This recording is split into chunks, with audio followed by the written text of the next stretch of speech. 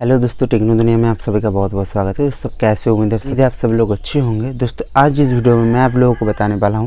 कैसे आप बहुत ही आसान तरीके से आप कैलकुलेट कर पाएंगे आपके घर पे जो लोड चल रहा है तो उसी के हिसाब से कितने किलोवाट का पैनल का आपका ज़रूरत है। विदाउट कोई कैलकुलेशन कैसे आप पता कर सकते हैं। अगर कोई आपको नॉलेज भी नहीं है इसके बारे में, विदाउट कोई कैलकुलेशन मैं क्यों बता रहा हूँ, क्योंकि आपको गणित के बारे में कुछ भी जानने की ज़रूरत नहीं है। सिंपल आप एक चुटकी में आप कैलकुलेट कर पाएंगे कि आपके घर पे जो लोड है उनके हिसाब से जो कितने आपको जो है सोलर पैनल का ज़रूरत होगा। तो जानने के लिए इस वीडियो को लास्ट तक देखते रहिए। तो चलिए इसको देख लेते हैं। और अगर अभी तक आप लोगों ने मेरे चैनल को सब्सक्राइब नहीं किया तो जरूर सब्सक्राइब कर लेना, क्योंकि बिल्कुल भी फ्री है और आगे चल के आप लोगों का इस तरह का tips tricks latest news unboxing के बारे में सबसे पहले पता चल जाए।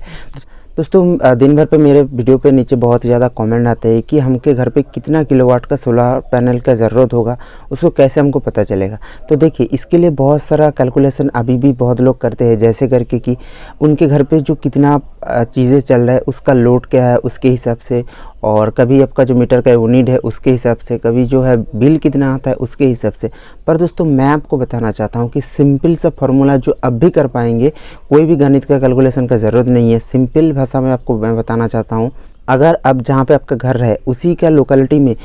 24/7 बिजली आता है या फिर 20 से 22 घंटा बिजली आता है और उसी 20-22 घंटा आप टोटल कंज्यूम करते हैं, तो इसका फॉर्मूला की बात करें को एक महीने के अंदर आपके घर पे जितना ज़्यादा बिल आता है, मतलब मान लीजिए एक महीने में आपको 1000 रुपीज़ बिल आया, तो आपको जो है 1 किलोवाट का सोलर पैनल का ज़रूरत होगा। मान लीजिए आपको महीने के अंदर,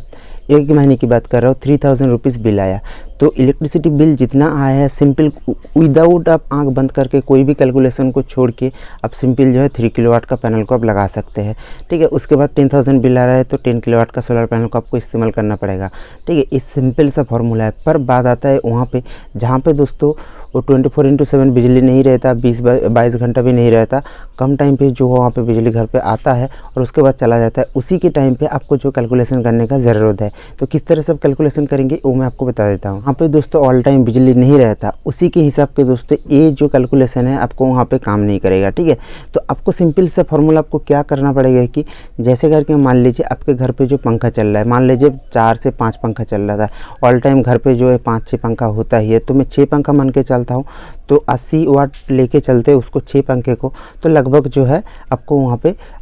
600 वाट हम लोग वहाँ पे पकड़ लेते हैं। उसके बाद दोस्तों एक कूलर है, जो नॉर्मल कूलर होता है, तो उसी को 500 वाट फिर से मान के चलते हैं, तो मतलब 1 किलोवाट हम लोगों का हो गया। उसके बाद दोस्तों एलईडी बल्ब, उसको हम लोग घर में जो है 12-13 एलईडी बल्ब होता ही है, तो उसको लगभग कुल मिला के जो हम लोग फिर से 500 वाट मान लेते हैं, क्योंकि आपका जो एलईडी बल्ब अभी के मार्केट पे टाइम पे आता है तो बहुत ही कम बिजली उसको खपत करता है, तो उसको भी हम लोग 500 वाट मान के चलते हैं। टोटल घर का कुल मिला के जो एलईडी बल्ब होता है तो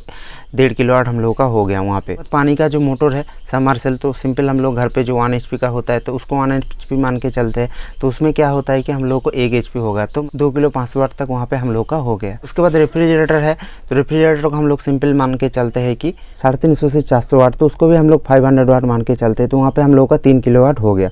उसके बाद और जो घर पे छोटा मोटा सामान होता है जैसे मिक्सर ग्राइंडर और सारा जो चीज़ होता है उसको फिर से हम लोग 500 वाट मान के चलते हैं, तो लगभग 3.5 किलोवाट का बिजली हम लोगों को जो है घर पे टोटल जो सामान होता है उनके किलोवाट के हिसाब से होता है। उसके बाद होता है 3.5 से 4 किलोवाट का हम लोगों को जो घर पे लोड चलता है, नॉर्मल आम घर पे मैं बात कर रहा हूँ, तो उसके हिसाब से पैनल कितना लगेगा,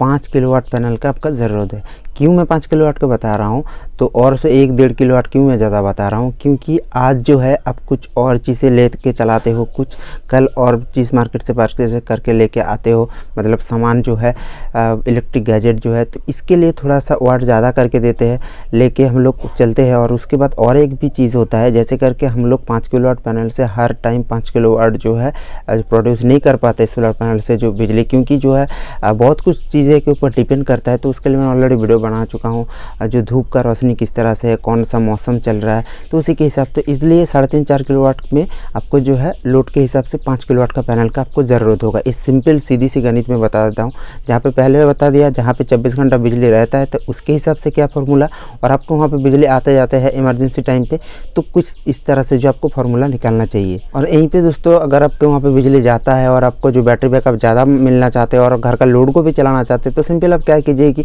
जब सबमर्सिबल जैसे हेवी लोड होता है तो उसको हर टाइम हम लोग रेफ्रिजरेटर की तरह नहीं चलाते, ठीक है। जैसे और भी एक चीज़ है तो मिक्सर ग्राइंडर, उसको भी हर टाइम हम लोग नहीं चलाते। तो क्या करिए कि जब मिक्सर ग्राइंडर तो हर टाइम नहीं चलता, तो उसी के टाइम जब चलता है 500-600 वाला लोड ले लेता है, तो उसके टाइम पे आप क्या कीजिए कि घर का जो दूसरा लोड है बंद कर दीजिए, ताकि बैटरी बैकअप ज़्यादा मिल जाए। सबमर्सिबल चलाने के टाइम जो पानी का मोटर है उसको चलाने के टाइम वो क्या है 5 से 10 मिनट के टैंक भरने के लिए होता है, तो उसी टाइम को चलाने के बाद जो दूसरा चीज़ें चलता है उसको बंद कर दीजिए 5 से 10 मिनट। इसी टाइम से आप बैटरी बैकअप और भी ज़्यादा ले सकते हैं। तो और एक बात आती है कि ऑन ग्रिड या फिर ऑफ ग्रिड सिस्टम लगाऊं, तो ऑन ग्रिड सिस्टम पे भी आप क्या कर सकते हैं, एक छोटा वाला इन्वर्टर लगा के जो घर का नॉर्मल जो इमरजेंसी चीज़ें होता है हर टाइम चलता है, तो उसको एक अलग से बैटरी के साथ कनेक्ट कर देते हैं। क्योंकि ऑन ग्रिड सिस्टम पे हम लोग जो है बैटरी इस्तेमाल नहीं करते, तो पर आप छोटा वाला एक सिस्टम यूज कर सकते हैं घर का जो इमरजेंसी लोड है उसको चलाने के लिए। इस वीडियो में मैं हम लोग को जो सीधा जो फॉर्मूला बताया विदाउट कोई कैलकुलेशन, विदाउट कोई गणित, तो कुछ इस तरह से जो था। तो आप मेरे को कमेंट करके बताएं आपके घर पे कितना किलोवाट लोड चल रहा है,